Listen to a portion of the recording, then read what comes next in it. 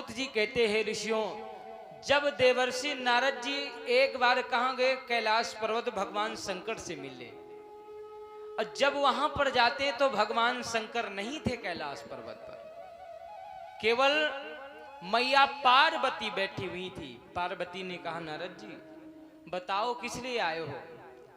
नारद जी ने कहा मैया मैं भगवान शंकर से मिलने आया हूं, कहां गए हैं। आज पार्वती कहती हैं कि नारद जी मुझसे बात बताया नहीं, कहीं घूमने के लिए निकल गए हैं। नारद जी ने कहा ऐसी बात है क्या, वो तुमसे कोई बात बताते नहीं है, बिना बताए निकल जाते हैं। पार्वती ने कहा नहीं बाबा ऐसी कोई बात नहीं है, वो हमसे सारी बात बताते हैं, लेकिन आज नहीं पता है कहां गए हैं, नहीं बताया है। नारद जी ने कहा तुम पागल हो, अरे वो तुमसे कोई भी गुप्त बात बताते ही नहीं है। पार्वती ने कहा नहीं बाबा ऐसी बात नहीं है, मुझसे सारी बात वो बता देते। नारद जी कहते हैं कि अगर तुमसे सारी बात वो बताते हैं तो मुझे ये बताओ, तुम्हें ये भी बात भगवान शंकर ने बताया होगा कि उनके गले में जो मुंडों की माला पड़ी है ये किनकी है। पार्वती चौंक गई, कहा नारद जी मुझसे सब बातें तो बताया, लेकिन आज तक शंकर ने ये नहीं बताया कि गले में मुंडों की माला किनकी पड़ी है। नारद जी ने कहा मैंने बताया ना, वो तुमसे कोई गुप्त बात नहीं बताते, क्योंकि नारद जी जहां पर पहुंच जाएं समझ लेना कोई काम बनने वाला है। नारद जी फोकट में नहीं जाते थे। अब नारद जी ने आग लगा दिया कैलाश पर्वत पर, क्योंकि नारद जी अपना काम करते हैं, वहां से अंतर ध्यान हो गए। अब पार्वती को आई गुस्सा, कहा देखो मेरे बाबा कहते हैं कि हम इनसे कोई बात नहीं छुपाते हैं, लेकिन आज तक मुझसे इतनी बड़ी बात छिपा के रखी, हमसे आज तक ये नहीं बताया कि इनके गले में जो मुंडों की माला है ये किनकी है। अब उसी समय भगवान शंकर जैसे कैलाश पर्वत पर वापिस आए तो उसी पल में ही पार्वती अपना मुखड़ा मोड़ के बैठ जाती है। भगवान भोले भंडारी ने कहा देवी क्या कारण है, क्यों शांत बैठी हो, हमसे नाराज हो। पार्वती ने कहा हाँ बाबा हम तुमसे नाराज हैं। भोले बाबा ने कहा क्यों। पार्वती ने कहा हम नहीं बताएंगे। भगवान शंकर ने कहा नहीं बताओगे तो फिर मुझे पता कैसे चलेगा। अच्छा ये बताओ कोई कैलाश पर्वत पर आया था क्या। पार्वती ने धीरे से कहा हाँ नारद जी आए थे। भगवान शंकर को पता हो गया कि शायद कोई ना कोई काम गड़बड़ करके गए हैं। अगर नारद जी आए तो फिर कुछ ना कुछ गड़बड़ करके गए, तभी पार्वती मुझसे नाराज है। भगवान शंकर कहते हैं देवी फिर बताओ क्यों नाराज हो, क्या कारण है। पार्वती कहती बाबा तुम कहते हो कि हम तुमसे कोई बात नहीं छिपाते, लेकिन आज तक तुमने हमको ये नहीं बताया कि तुम्हारे गले में जो मुंडों की माला है ये किनकी पड़ी है। भगवान शंकर हंसने लगे, कहा इतनी सी बात, इतने में तुम नाराज हो गई, पागल हो गई हो। अरे जानते हो ये गले में मेरे जो मुंडों की माला पड़ी है किनकी है, ये तुम्हारी ही तो है। पार्वती ने कहा बाबा आज ज्यादा नशा कर लिया है क्या। अरे मैं तुम्हारे सामने जिंदा बैठी और तुम कह रहे हो कि तुम्हारे ही मुंडों का मैंने माल को धारण किया है। भगवान शंकर कहते देवी तुम्हें पता नहीं है, जितनी बार तुम इस संसार में आई उतनी बार तुम्हारा विवाह मुझसे ही हुआ है। भगवान शंकर कहते पार्वती जितनी बार तुम्हारा जन्म इस संसार में हुआ तुम मुझसे ही तुम्हारा विवाह हुआ है, और जब तुम मर गई तो मैंने तुम्हारे मुंड को काट करके अपने गले में धारण कर लिया है। पार्वती कहने लगी बाबा अभी तो मुझे ये शंका केवल हो रही थी, अब तो मुझे पूर्ण विश्वास हो गया कि आज तुमने ज्यादा नशा कर लिया। भगवान शंकर कहते क्यों। पार्वती ने कहा बाबा ये बताओ, अरे मैं इतनी बार मर गई और तुम एक बार भी नहीं मरे। अगर मैं इतनी बार मर चुकी तो तुम एक बार भी नहीं मरे। भगवान शंकर कहते मैं नहीं मर सकता हूं क्योंकि हमने अमर कथा को सुना है। हमारी मृत्यु नहीं होगी क्योंकि हमने अमर कथा का पान किया है। पार्वती ने कहा बाबा अगर तुमने अमर कथा को सुना है तो अब हमें भी अमर कथा सुनाओ, हम भी मरना नहीं चाहती है। भगवान शंकर ने कहा ठीक है, अगर सुनना चाहती हो तो चलो, अभी मैं तुम्हें एकांत जगह में लेकर चलता हूं, अमर कथा सुनाता हूं।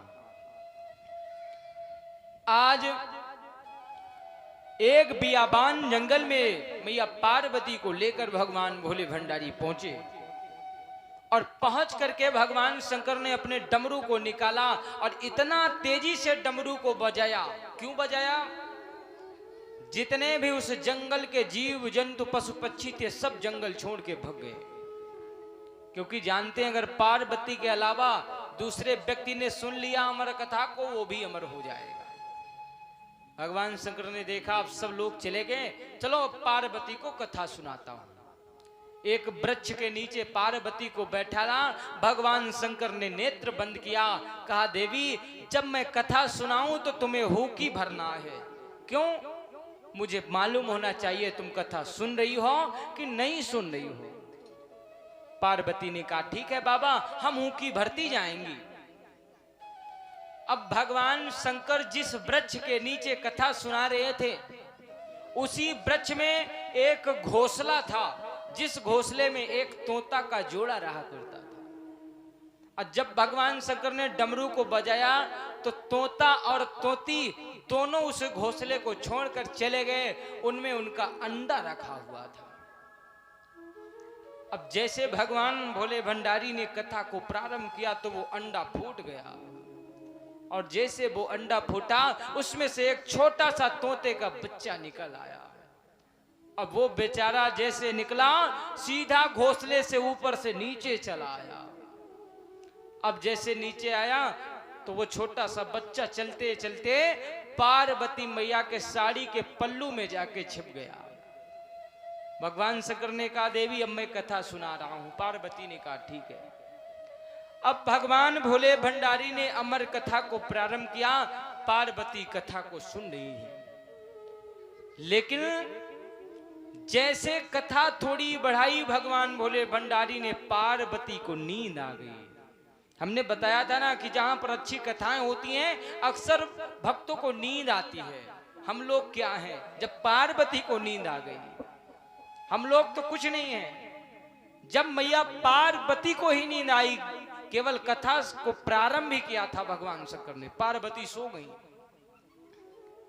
और जैसे पार्वती सोई वो तोता का बच्चा पार्वती के बदले हुकी भरने लगा, क्योंकि भगवान शंकर ने कहा था कि तुम्हें हुकी भरना है।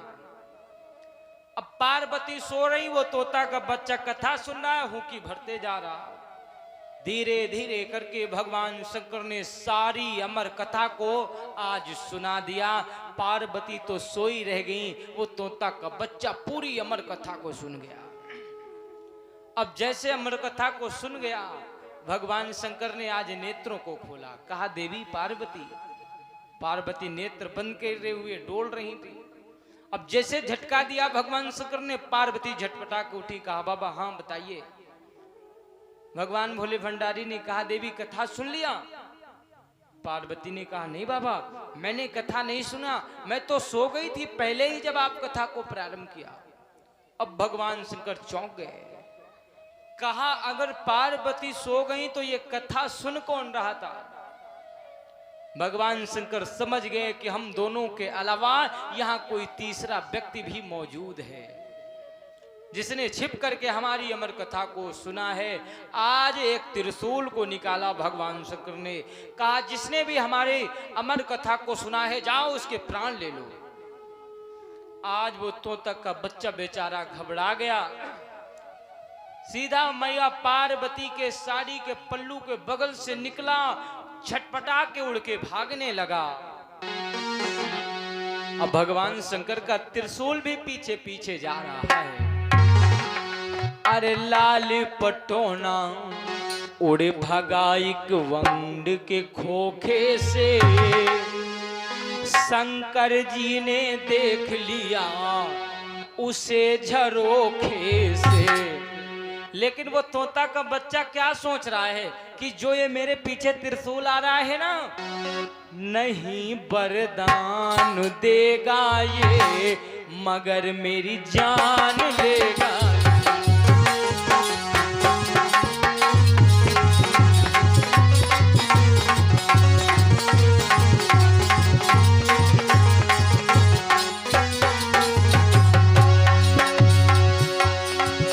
अरे लाल पटौना उड़ भगा एक अंडे के खोखे से, और शंकर जी ने देख लिया उसे झरोखे से।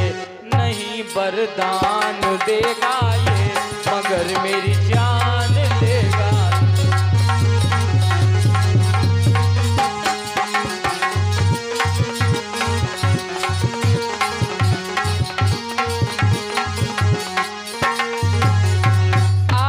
तोता का बच्चा बेचारा डर के कारण स्पीड में भागता जा रहा है। भगवान शंकर का त्रिशूल पीछा किए हुए है, अब पीछे से भगवान भोले भंडारी भी जा रहे हैं। वो तोता का बच्चा बेचारा भागते जा रहा। कहां पर पहुंचा? वेद व्यास जी के आश्रम पर, जिन्होंने इस भागवत पुराण को लिखा था। किसने? वेद व्यास जी ने। उन्हीं के आश्रम पर आज वो तोता का बच्चा पहुंचा। जैसे वहां पर पहुंचा, उस समय वेद व्यास जी की जो पत्नी थी अपने केसों को सुखा रही थी। जब वो तोता का बच्चा गया, जब वो केसों को सुखा रही थी तो अचानक से उनको जमुहाई आ गई। और देखा होगा जब जमुहाई आती है, चाहे किसी के भी हो, अगर जमुहाई आती है तो हमारा मुंह जो होता है ये डिब्बे जैसा फैल जाता दना का। ये पक्का है, सही बात है कि नहीं? अगर जमुहाई आएगी तो ये मुंह जो होता है ये फैलेगा जरूर। अब वेद व्यास जी की पत्नी को जमुहाई आई, उनका मुंह जो था ये फैल गया।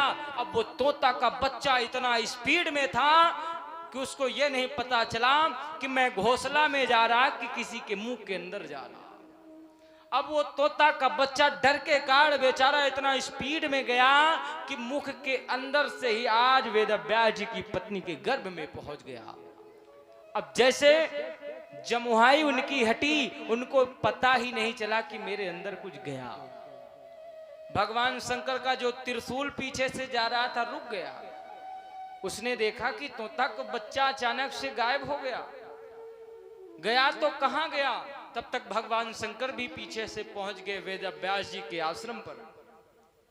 जाकर के वेद व्यास जी से कहा, भगवान शंकर ने कहा, व्यास जी तुम्हारे आश्रम में मेरा एक चोर आया है जो छिप गया है, उसे बाहर निकाल दो। वेद व्यास जी कहते हैं, जाओ बाबा, जहां तुम्हारा चोर छिपा बैठा हो जाके निकाल लो। अब वो तोता का बच्चा कहीं नजर ही नहीं आ रहा। कैसे नजर आए? क्योंकि वो तो मुख के द्वारा अंदर चला गया। सूत जी कहते हैं कि हे ऋषियों, बहुत दिनों तक भगवान शंकर उस आश्रम पर खड़े रहे कि वो तोता का बच्चा एक दिन निकलेगा जरूर, लेकिन वो तोता का बच्चा निकला ही नहीं। भगवान शंकर मजबूर होकर के कैलाश पर्वत वापिस चले गए। धीरे धीरे करके 11 वर्ष व्यतीत हो गए, लेकिन वो तोता का बच्चा बाहर नहीं आया। वही तोता का बच्चा आज वेद व्यास जी की पत्नी के गर्भ में एक छोटा सा बालक बनकर के पलने लगा। वेद व्यास जी ने कहा, हे दुष्ट, तू कौन है जो मेरी पत्नी के गर्भ में आकर के छिप गया है? और इतना समय निकल गया, तेरा जन्म नहीं हो रहा है, तू बाहर आ जा, अन्यथा हम तुम्हें जला के भस्म कर देंगे। तुरंत गर्भ से आवाज आती है। वो तोता का बच्चा कहता, पिताजी मुझे ये वचन दो कि जब मैं बाहर आऊंगा तो आप मुझे रोकेंगे नहीं, क्योंकि मैं बैराग को धारण करके आऊंगा, जन्म लेते ही घर को छोड़ के चला जाऊंगा। वेद व्यास जी ने कहा, ठीक है। आज उसी समय वेद व्यास जी ने कुछ पल के लिए पूरे संसार को निर्मोही बना दिया किसी का किसी से मोह ना रहे, क्योंकि वो पुत्र है, अगर घर से छोड़ के जाएगा तो अपने पुत्र का मोह जरूर रहेगा। तो वेद व्यास जी ने कुछ समय के लिए पूरे संसार को निर्मोही बना दिया। आज वेद व्यास जी की पत्नी के द्वारा एक सुंदर से बालक ने आकर के जन्म लिया, और जैसे जन्म हुआ वेद व्यास जी पुत्र पुत्र कहते रहे, लेकिन अपने पुत्र को नहीं रोक पाए। उन्हीं का नाम पड़ा है सुखदेव। बोलिए सुखदेव भगवान की, बोलिए परीक्षित महाराज की जय।